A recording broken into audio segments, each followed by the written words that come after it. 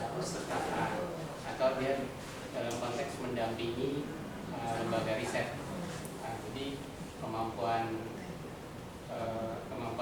itu yang diharapkan lulusan dari ilmu perpustakaan.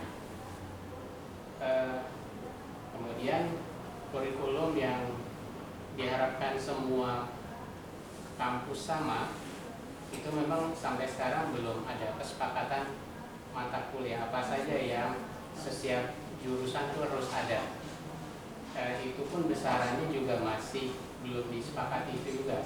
Apakah misalkan 60 SKS atau hanya 24 SKS, itu juga masih sangat berbeda gitu. Karena memang kesulitannya di ilmu perpustakaan ini fakultasnya rata-rata banyak berbeda-beda, ada di FIB, ada di Vkom, ada di administrasi, FISIP gitu. Nah, ini yang sampai sekarang belum ada ketentuan yang sama berkaitan dengan kurikulum apa saja yang menjadi semua kampus itu harus ada gitu. Nah, ini yang belum disepakati setahu saya. Nah, mungkin terlebih juga isunya nambah juga, kalau udah ininya belum sepakat, nambah lagi tambah ilmu informasi, tambah lagi kajian soal manajemen rekod gitu.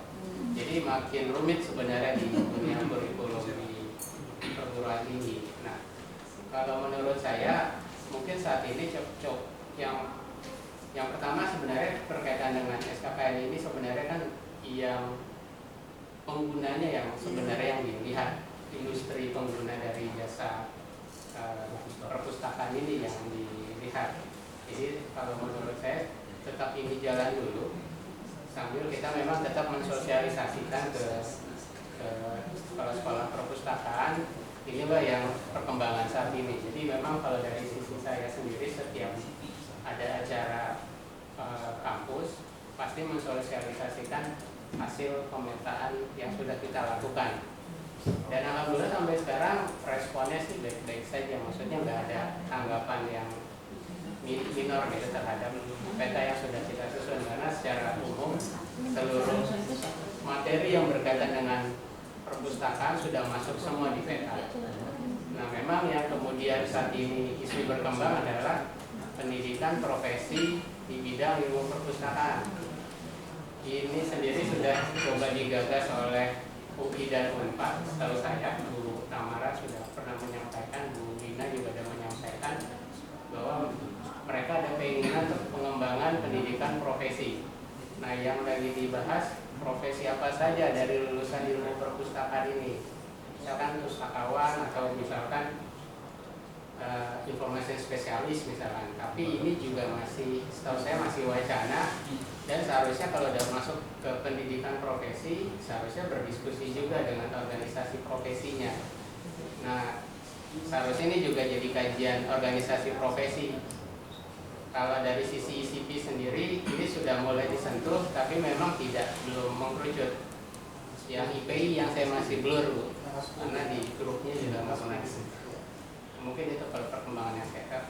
Mungkin menambahkan atau memperbaiki sedikit, bukan ingin gitu ya. Yang jadi Unpad dan UI itu bukan ingin untuk menyelenggarakan pendidikan profesi, tapi itu adalah mandat yang memang ditetapkan oleh menteri dan kemudian diberikan kepada rektor.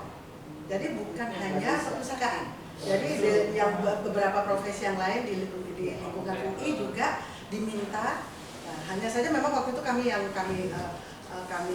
pertanyakan baru berupa mandat. Ada 10 perguruan tinggi negeri di seluruh Indonesia yang diberi mandat oleh Menteri Pendidikan Ristek untuk menyelenggarakan pendidikan profesi, yaitu 1 tahun plus sarjana plus 1 tahun.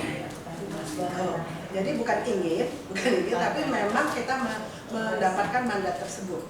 Jadi kebetulan yang karena UI waktu itu dari BAK-nya itu bagian akademiknya itu sangat aktif, makanya Bu Tamara kemudian juga mengajukan itu, dan kebetulan selaras juga dengan apa yang dikemukakan oleh dari Unpad juga demikian. Namun demikian, ini yang kami tunggu sebetulnya waktu itu kami pertanyakan adalah surat keputusannya, karena ini kalau mandat saja ya masih. Jadi karena itu juga sampai sekarang ternyata juga dari Kementerian Ristek Dikti juga belum melakukan lebih lanjut. Jadi pendidikan profesi itu satu sarjana per 1 tahun.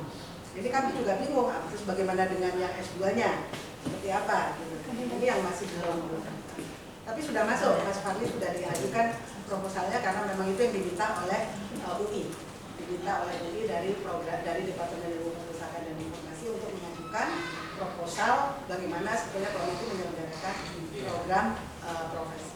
Ya cuman karena ini namanya profesi, idealnya profesi yang berkaitan dengan itu juga harus diajak dialog. Nah itu yang saya lihat belum ada pembahasan mendialogkan hal tersebut.